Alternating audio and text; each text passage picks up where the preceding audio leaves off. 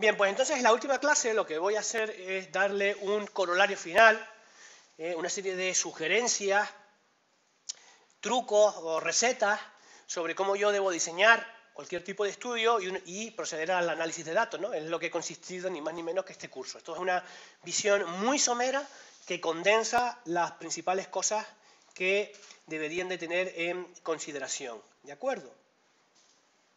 Bien. Perdona.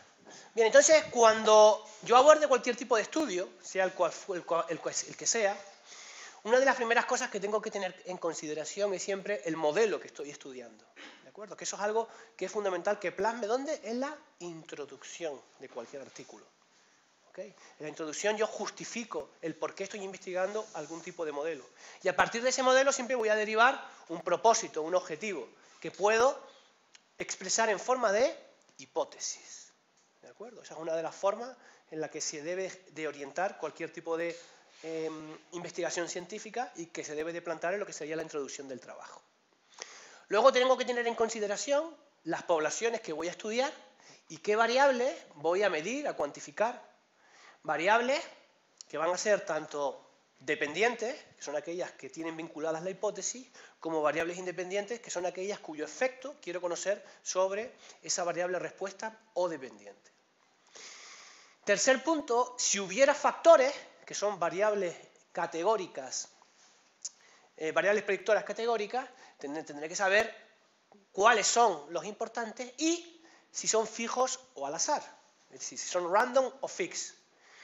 Recuerden que el criterio para establecer un factor como fijo es aquel que tiene asociado o vinculado a una hipótesis de trabajo. Mientras que aquellos factores que yo he considerado como forma de replicar en el espacio o en el tiempo ese factor serían los aleatorios. ¿De acuerdo? Un año, años, por ejemplo, sitios, playas, arrecifes, todo eso que son factores aleatorios. ¿Por qué? Porque simplemente yo lo que estoy haciendo que es ver si un determinado tipo de patrón se comprueba de un lugar a otro, una playa a otra, un año a otro, un mes a otro, etcétera, etcétera. ¿De acuerdo?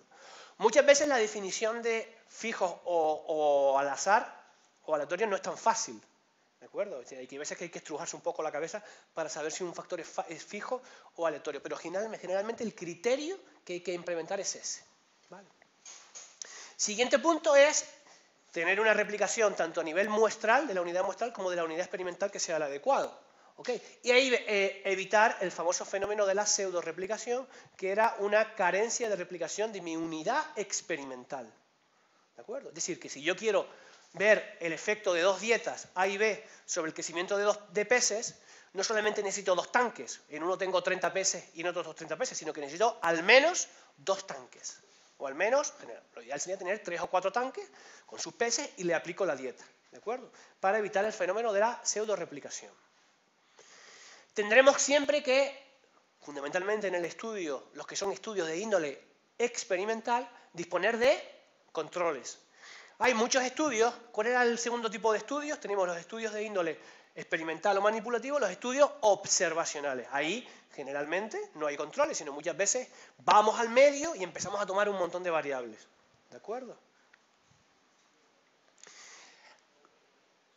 Realizar estudios pilotos al comienzo es interesante, si tenemos ganas, tiempo y dinero. ¿Por qué? Pues que nos pueden ayudar a saber, por ejemplo, el tamaño del efecto que yo me puedo esperar y, por tanto, utilizar un análisis de poder para, por ejemplo, determinar cuál sería el número de réplicas adecuado que yo debería de tomar. ¿De acuerdo? Entonces, antes mucha gente se pone a realizar estudios y dice, venga, 3 porque fulano usó 3. Pero igual, si yo en vez de 3 uso 4, el poder me aumenta de 0,4 igual a 0 o 0,8. Es decir, que por una réplica más que estoy tomando, el poder me está aumentando un montón. Entonces, si tengo claro la herramienta estadística que voy a utilizar, me puedo ir al G-Power y decir, mira, voy a utilizar esto, un modelo lineal tipo ANOVA. Vale, la F, mira, voy a ver que con 3 o con 4 réplicas cómo cambia el poder, teniendo claro, por ejemplo, el tamaño del efecto. ¿Vale? Y son cosas que me pueden dar al comienzo de un estudio un montón de información válida. Obviamente siempre se puede rediseñar un estudio si estos puntos pues así nos sugieren, ¿de acuerdo? Es decir, que cuando diseñar un estudio es una cosa fundamental, ¿vale? Por eso muchas veces la gente, a mí cuando me dice, no, vamos a muestrear, pero ¿vamos a muestrear qué? ¿Dónde? ¿Cuándo? ¿Qué replicación? ¿Qué factores? ¿Qué hipótesis? ¿De acuerdo? Este tipo de cosas, ¿vale? Entonces son cosas que si las pensamos bien, las discutimos con nuestros colegas, nos vamos a evitar muchas sorpresas desagradables en el futuro. Bien, a la hora de antes, pasamos ahora a lo que sería, hemos visto la parte de diseño, la parte de análisis. Antes de ponernos a jugar con los datos. Esto parece de sentido común, pero muchas veces no es sentido común. Guarda los datos en Excel, que es lo que todos nosotros utilizamos para siguiendo un orden, una lógica, algún tipo de criterio. ¿De acuerdo? Inicialmente, antes de ponerte a ver nada, mira a ver si hay valores fuera de rango, outliers, las famosas outliers, porque esos outliers pueden tener un peso muy importante sobre tu variable respuesta o pueden contribuir ¿a qué? A violar las asunciones de la normalidad de residuos. ¿De acuerdo? Recuérdense, los outliers nos van a fastidiar mucho, ¿ok? A la hora de aplicar modelos lineales. Entonces, si de antemano ya yo los tengo identificados, bueno, pues ya tendré que ver cómo los gestiono. Si los mantengo, no los mantengo, eso es una cuestión de ustedes, una cuestión de nuevo de índole biológica. ¿De acuerdo? Siempre digo que si a priori establecemos un diseño, que es lo que generalmente se suele hacer, tendremos que utilizar el procedimiento que inicialmente hayamos pensado que tenemos que utilizar. Y por esa regla de 3, otras cosas como el nivel de significación o el poder, sobre todo aquí me interesa mucho el tema del poder, tendremos que considerarlo. Si somos capaces de hacer esto que vimos anteriormente, seremos capaces de saber el poder inicial que yo espero al analizar mis datos. Bien, importante, implementamos modelos lineales, que es lo que básicamente hemos visto a lo largo de todas estas clases, y tendremos que ver si nuestros datos siguen las asunciones lineales. ¿Okay? Para eso vamos a tener siempre que explorar el tema de los residuos. Residuos que sean normales en cuanto a su distribución, residuos que se distribuyen de manera aleatoria en un diagrama de residuos, ver también si hay violaciones de la homogeneidad de varianzas, todo ese tipo de cosas. Cosa muy importante, el tema de representar los datos. La forma de representar los datos depende de la hipótesis que yo esté contrastando, ¿de acuerdo? E incluso depende de los resultados. ¿Por qué? Porque si yo, por ejemplo, tengo un factor fijo y varios factores aleatorios, ¿de acuerdo? Como no tengo asociado a estas variables, a estos factores aleatorios, ningún tipo de hipótesis, no los puedo considerar, es decir, los puedo promediar y poner solamente los valores promediados para mi factor fijo. ¿De acuerdo? Independientemente de que esté en un sitio o en otro, o en una isla u otra, o en un año u otro, siempre y cuando esas variables son variables aleatorias. Máxime en el caso de que no tengan ningún tipo de influencia. ¿Vale? Entonces puedo, siempre como yo ajuste la gráfica, es de acuerdo, no solamente a mi hipótesis, sino incluso de acuerdo a los resultados que yo voy obteniendo. ¿Vale? ¿Se acuerdan el otro día que veíamos cómo cambiaba la riqueza de especies a lo largo de un rango de marea? Y eso lo hacemos en varias playas. Entonces, si yo veo que no hay ningún efecto de la playa, pues promédiame toda la playa y simplemente ten una gráfica donde veo cómo cambia la riqueza con la altura de marea. ¿Por qué? Porque yo sé que la playa no tiene ningún efecto. Entonces, ¿para qué me vas a estar poniendo para todas las playas?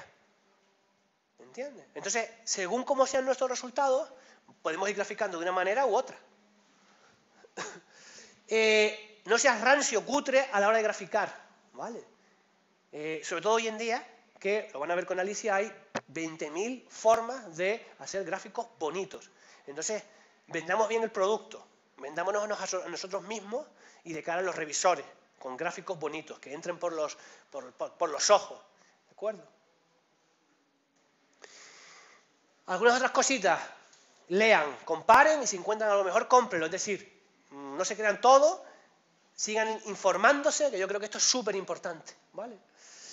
También les decía, sobre todo a la hora de diseñar, pensemos, discutamos, no nos pongamos a coger muestras como locos, ¿de acuerdo? Pensemos esto porque es que esto va a ser crítico, ¿de acuerdo? Y bueno, esto son cosas que yo les digo, siempre seamos conscientes de nuestras limitaciones en el espacio, en el tiempo, ¿de acuerdo? Mi experiencia me dice que al principio, sobre todo cuando estudiantes de doctorado y todo ese tipo de cosas, al principio tienen mucha ilusión, pero también son muy ingenuos.